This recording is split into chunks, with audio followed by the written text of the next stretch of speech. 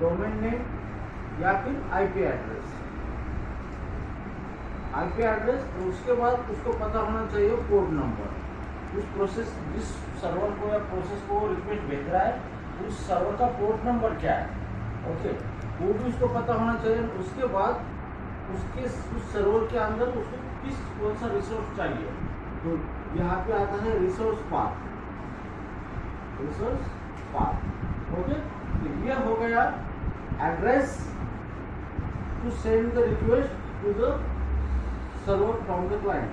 ये हो गया एड्रेस, और इसी को कहा जाता है URL। इसी को क्या कहा जाता है, URL, uniform resource locator, okay.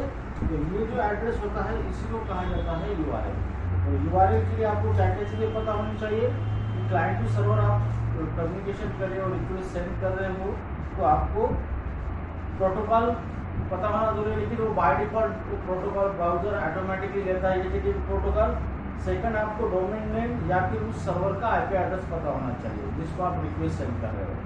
उसके बाद अगर आपके पास आईपी एड्रेस है तो फिर उस सर्वर का पोर्ट नंबर चाहिए कि किस प्रोसेस को क्या, किस सर्वर, एक कंप्यूटर पे मल्टीपल सर्वर रन होते हैं, तो आपको किस सर्वर को रिक्वेस्ट जानी है, तो वो रिक्वेस्ट का जो पोर्ट नंबर होता है उस सर्वर का, वो पोर्ट नंबर आपको पता होना चाहिए, ठीक है। और उसके बाद आप उसके अंदर सर्वर तक पहुंच गए तो सर्वर के अंदर आपको कौन सा रिसोर्स चाहिए, वो रिसोर्स का पाथ, तो जैसे ही आप इसको हिट करोगे तो ऑटोमेटिकली वो रिक्वेस्ट चली जाएगी उस सर्वर पर। फॉर एग्जांपल यहाँ पे देखो, हम देखेंगे यहाँ पे ये हमारा सर्वर 1 है, और ये है सर्वर 2, और ये है सर्वर 3, ओके। ये तीनों भी सर्वर जो है, ये सॉफ्टवेयर प्रोग्राम है, एक कंप्यूटर के अंदर क्या है, रन हो रहे हैं। ये कंप्यूटर के अंदर ही तीनों प्रोग्राम रन हो रहे हैं, ठीक है। इसको नाम देंगे सर्वर 1, सर्वर 1, सर्वर 2, सर्वर 3, ठीक है। तो फिर ये जो सर्वर है, इस सर्वर को यूनिक आइडेंटिफिकेशन नंबर क्या होता है, आसान होता है। जैसे कि इसको 8080 3243 एंड 4200 ऐसे नंबर आइडेंटिफिकेशन नंबर उसको आसान हो गए, और इसी नंबर को कहा जाता है पोर्ट नंबर। क्या कहा जाता है, पोर्ट नंबर, ठीक है। अब इतना हो चुका है। अभी यहाँ पे ये जो एग्जीक्यूट हो रहे हैं, ये किसके अंदर एग्जीक्यूट हो रहे हैं, ऑपरेटिंग सिस्टम के अंदर। तो उसके आगे क्या है, ऑपरेटिंग सिस्टम है। तो ऑपरेटिंग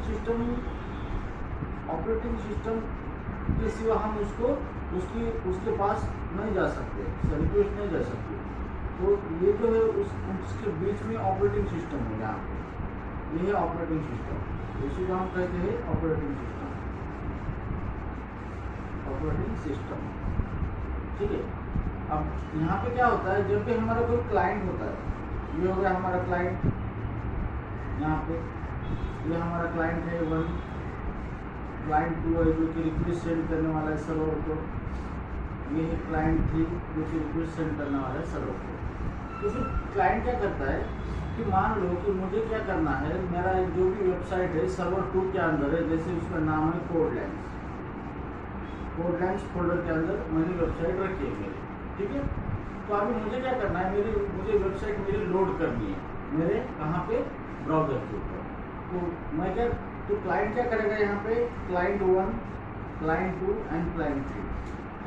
जिस क्लाइंट को वो सर्वर कोडलैंड्स की जो वेबसाइट है उसको दिखनी चाहिए या फिर उसको वो लोड करनी है ब्राउजर के ऊपर, तो वो क्या करेगा, पहले URL जनरेट करेगा। तो URL क्या है, फॉर एग्जांपल इसका आईपी एड्रेस है 10.2.3 या फिर मैं इसको रखता हूँ 192.168.201.205, ये इसका आईपी एड्रेस है, नेटवर्क एड्रेस है।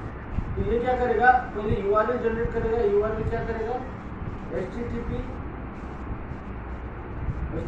प्रोटोकॉल लगाएगा, /IP एड्रेस क्या है 192.168.201.205।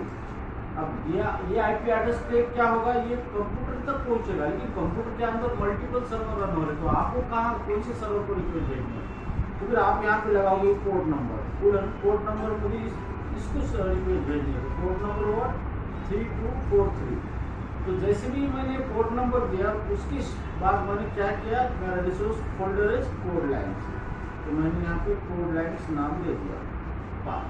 और जैसे भी मैं इसको एंटर करता हूँ तो डायरेक्टली ये पाथ पहले ऑपरेटिंग सिस्टम के पास जाता है, फिर ऑपरेटिंग सिस्टम को पता चलता है कि यार इसको ये प्रोसेस को रिक्वेस्ट भेजनी है, वो रिक्वेस्ट कहाँ पे जाएगी, जो प्रोसेस का पोर्ट नंबर है यहाँ पे, और यहाँ पे रिक्वेस्ट जाने के बाद फिर ये कोड लाइन फोल्डर है इसके अंदर, और इस फोल्डर के अंदर जो भी हम डिस्प्ले करना चाहते हैं वो हमें दिखेगा। ओके, तो इस तरह से क्या होता है कि पोर्ट नंबर का यूज होता है, URL इस तरीके से वर्क होता है, और इस तरीके से वर्क होकर आपकी वेबसाइट डिस्प्ले होती है, आपके रिसोर्स वेब पे ब्राउजर पे डिस्प्ले होता है।